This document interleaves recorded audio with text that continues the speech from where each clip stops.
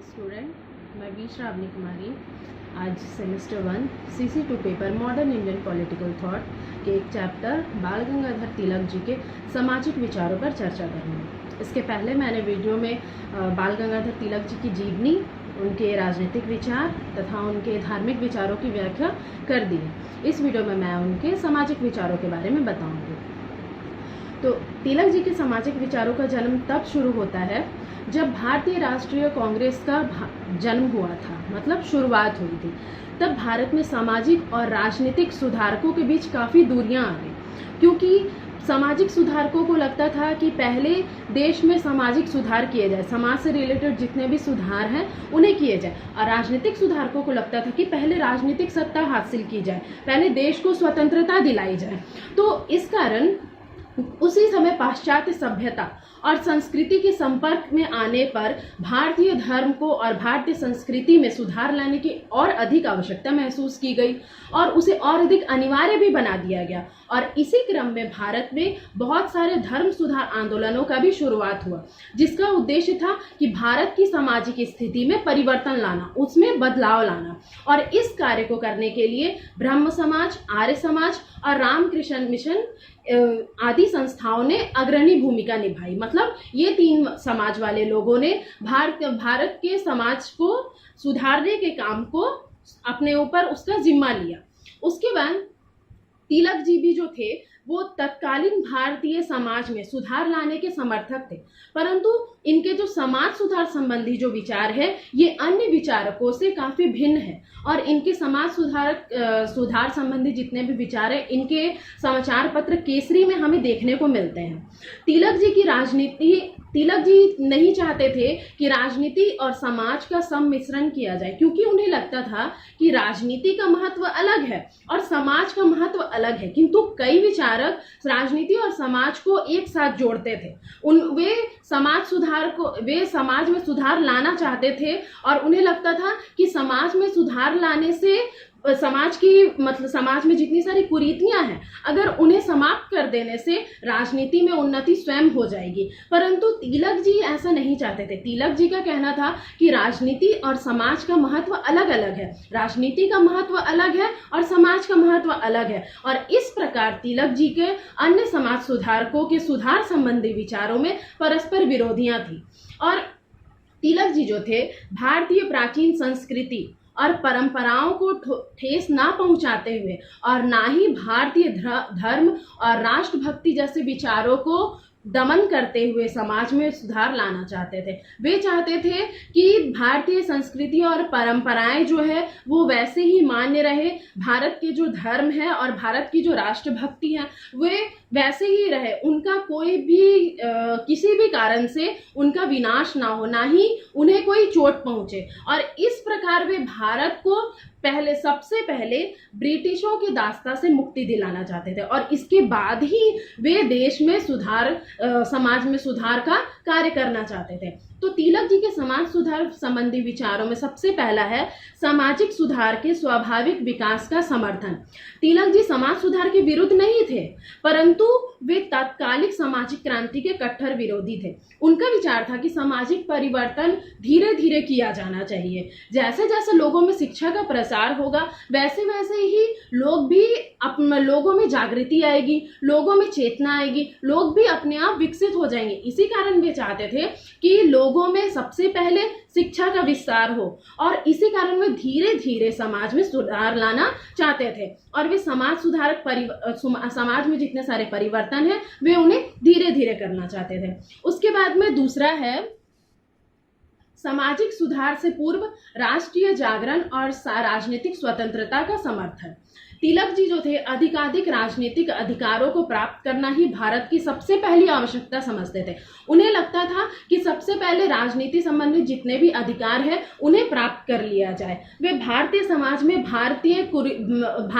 में जितने भी व्याप्त कुरीतियां हैं उनको समाप्त करने और समाज सुधार के कार्यों में अपनी शक्ति व्यर्थ नहीं करना चाहते थे।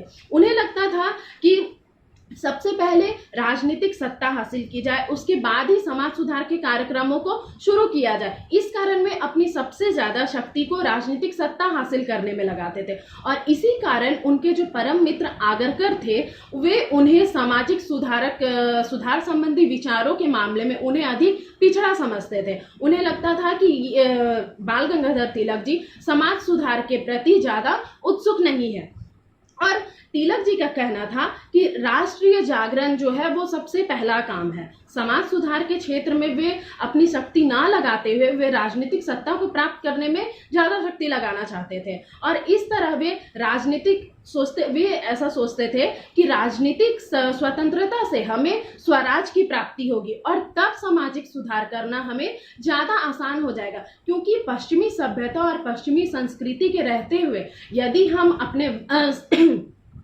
हम अपने समाज में सुधार लाने का प्रयास करते हैं तो वो पश्चिमी सभ्यता और पश्चिमी संस्कृति के अनुकूल मानी जाएगी, ना कि भारत के आदर्श परंपराओं एवं संस्कृति के अनुकूल। उन्हें लगता था कि यदि पश्चिमी सभ्यता के रहते हुए देश की सामाजिक स्थिति में यदि सुधार लाया जाएगा तो वो पश्चिमी सभ्यता के अनुकूल हो जाएगी। जो भी सुधार होंगे वो पश्चिमी सभ्यता से मिलते जुलते हो जाएंगे, मतलब उनमें से पश्चिमी सभ्यता से लिया गया सुधार हो जाएगा। अर्थात कहने का मतलब है कि वो जितने भी सुधार होंगे वो पश्चिमी सभ्यता के अनुकूल हो जाएंगे, मतलब कि वो भारतीय परंपरा के, भारतीय धर्म के अनुकूल नहीं रह जाएंगे। उसके बाद इनका तीसरा विचार था राजनीतिक आंदोलन तथा समाज सुधार की पृथकता का दृष्टिकोण।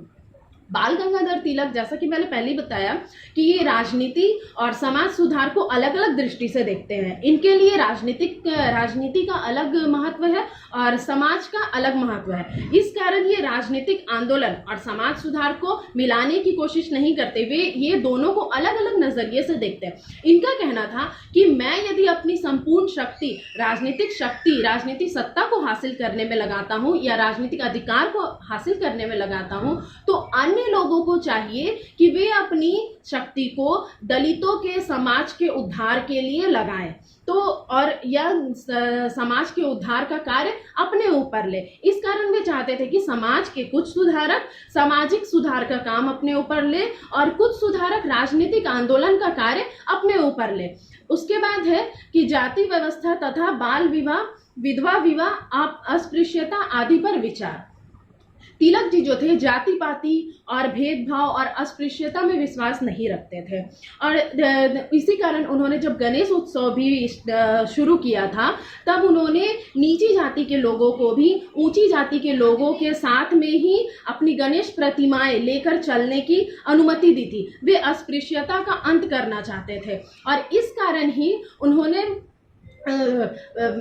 बाल विवाह पर भी रोक लगाया और लड़कों की विवाह की आयु 16, 18 और 20 वर्ष से पहले ना की जाए ऐसा कहा और लड़कियों की आयु 10 वर्ष, 12 वर्ष और 14 वर्ष से पहले ना की जाए यह कहा गया। और उन्होंने बहुपत्नी प्रथा का भी विरोध किया। वैसे पुरुष जो बहुत सारी पत्नियां मतलब शादी करते, विवाह करते हैं, वो बहुपत्नियों का विरोध किया और उन्होंने यह भी कहा, इस पर भी विरोध लगाया, 60 वर्ष की आयु पर विवाह करने पर भी उन्होंने प्रतिबंध लगाया और फिर उन्होंने शराब पर भी प्रतिबंध लगाया और स्त्री शिक्षा का भी उसको भी प्रोत्साहन दिया।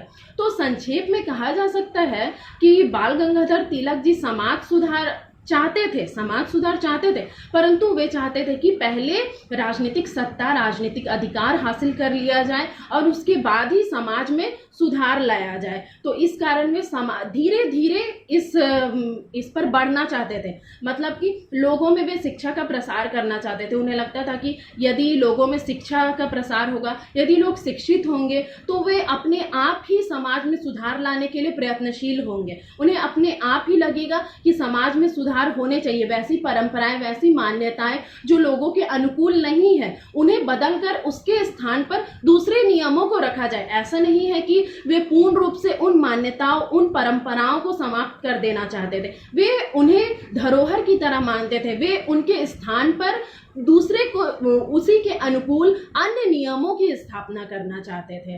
तो ये थे बाल गंगाधर तिलक जी के सामाजिक विचार। अगले वीडियो में मैं इनके शिक्षा संबंधी विचारों को आपके समक्ष रखूंगी। धन्यवाद।